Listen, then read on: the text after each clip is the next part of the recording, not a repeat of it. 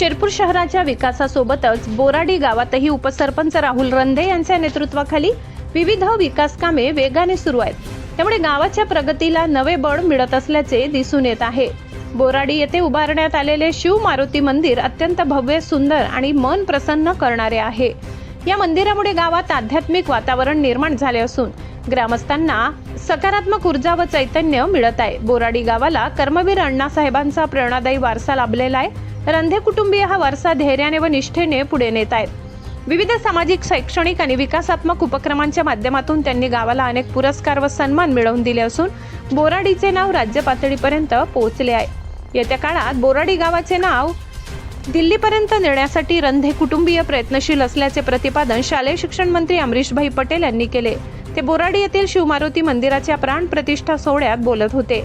बोराडी येथील शिवपंचायत देवता ग्रह यज्ञात्मक शिवमारुती मंदिर प्राण प्रतिष्ठा सोहळ्यात मंदिर वास्तुपूजन माजी शालेय शिक्षण मंत्री अमरीशभाई पटेल, शिवलिंग स्थापना माजी नगराध्यक्ष भूपेशभाई पटेल, हनुमान मूर्ती स्थापना आमदार कांशीराम पावरा, कलश यात्रा पूजन माजी जिल्हा परिषद अध्यक्ष डॉक्टर तुषार रंधे, देवमोगरा माता मंदिर प्रतिष्ठान मिटगाव आमलाल महाराज यांच्या शुभ हस्ते करण्यात आले.